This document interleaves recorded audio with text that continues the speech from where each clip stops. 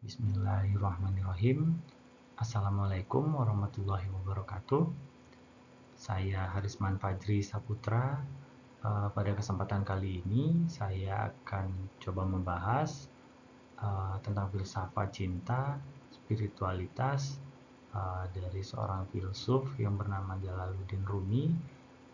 Semoga pembahasan ini bisa menambah pengetahuan kita semua. Baik, kita mulai.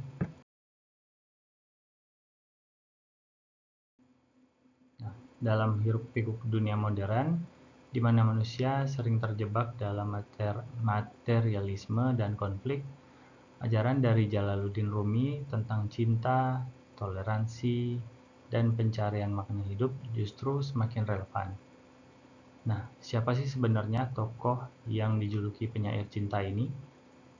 Dan mengapa karyanya mampu melintasi zaman, agama, dan budaya? Nah, kesempatan kali ini kita akan menyelami pemikiran Rumi tidak hanya sebagai penyair sufi abad ke-13, tetapi juga sebagai filsuf yang gagasannya sejalan dengan psikologi humanis, filsafat eksistensial, bahkan gerakan perdamaian global. Nah, mari kita mulai dari akar kehidupannya.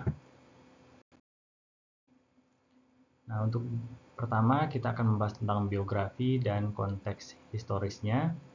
Nah, Rumi lahir di tahun 1207 di Balkh, yang saat ini itu menjadi bagian dari Afghanistan. Dan beliau berasal dari keluarga cendekiawan, yang mana ayahnya Bahauddin Walad adalah seorang teolog dan ahli hukum terkemuka.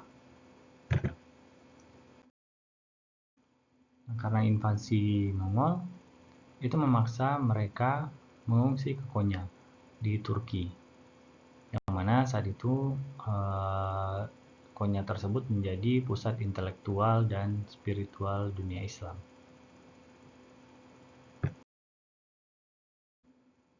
Nah, di Konya sendiri, Rumi mendalami teolog, hukum Islam, dan sains.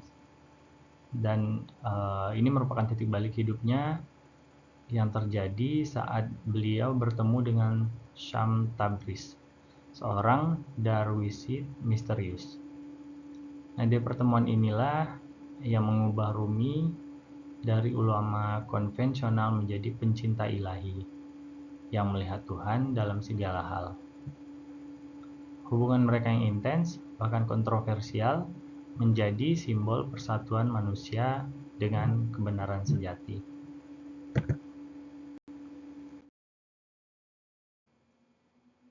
Selanjutnya kita akan membahas tentang filsafat cinta dan spiritualitas. Bagi Rumi sendiri, cinta bukan sekedar emosi, tetapi kekuatan kosmik yang menggerakkan alam semesta. Dalam karyanya, Masnawi, ia menulis cinta adalah jembatan antara yang terbatas dan tak terbatas. Ini mirip dengan konsep eros dalam filsafat Plato atau agape dalam Kristen. Ia juga memperkenalkan ide fana, yaitu adalah peleburan diri dalam Tuhan, seperti lilin yang meleleh untuk menerangi kegelapan. Proses ini tidak berarti lenyap, tetapi justru menemukan esensi sejati. Dalam puisi terkenalnya, Rumi juga berkata, kau harus terus-menerus terbakar dalam api cinta sampai kau menjadi abu. Lalu dari abu itu, kau akan bangkit kembali.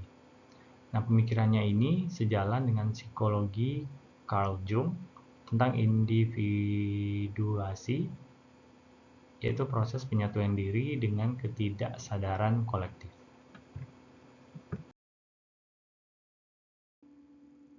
Nah, berikut karya dan simbolisme. Karya utama dari Rumi adalah Masnawi, adalah mahakarya sastra sekaligus kitab filsafat, di mana ia menggunakan metafora seperti seruling reed yang merindukan asal-usulnya untuk menggambarkan kerinduan jiwa manusia pada Sang Pencipta. Tarian berputar dervis bukan sekedar ritual, tetapi simbol perjalanan jiwa. Berputar melambangkan siklus kehidupan, sementara satu tangan menghadap langit dan satu tangan ke bumi, menjadi penghubung antara yang ilahi dan duniawi. Nah, bahkan ilmuwan seperti Einstein pun terinspirasi dari Rumi ketika ia mengatakan, kita adalah cara alam semesta mengenali dirinya sendiri. Itu beresonansi dengan puisi Rumi, kau adalah cahaya yang mencari cahaya. Nah, selanjutnya relevansi di dunia modern. Di Barat, Rumi disebut sebagai filsuf yang memecahkan kode spiritualitas. Psikolog positif seperti Martin Seligman mengutip ajarannya tentang meaning of life. Gerakan seperti The Charter for Compassion yang diinisiasi Karen Armstrong mengadopsi pesan toleransi bumi. Nah, di Indonesia, gagasannya tentang cinta tanpa syarat relevan dengan konsep welas asih dalam budaya Jawa. Bahkan, tari Saman Aceh memiliki kemiripan filosofi dengan tarian Sema.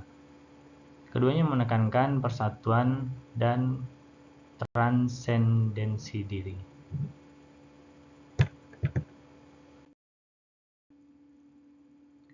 Rumi mengajarkan bahwa di balik keragaman agama, budaya, dan bahasa, ada benang merah yang menyatukan kita semua, yaitu adalah kerinduan akan cinta dan makna. Dalam era polarisasi dan krisis identitas, pemikirannya menawarkan solusi. Jangan bertanya apa agamaku, jika kau tahu cinta, kau tahu Tuhanku. Nah, sebagai penutup, mari kita renungkan pertanyaan, bagaimana kita bisa menerapkan filsafat Rumi dalam kehidupan konkret sebagai mahasiswa, aktivis, atau pemimpin masa depan. Apakah cinta bisa menjadi paradigma baru dalam menyelesaikan konflik sosial? Nah, itulah pembahasan saya tentang filsafat cinta dan spiritualitas dari seorang filsuf Jalaluddin Rumi. Semoga berkenan, dan jika ada kata-kata yang tidak berkenan mohon dimaafkan. Demikian, terima kasih. Saya ucapkan wassalamualaikum warahmatullahi wabarakatuh.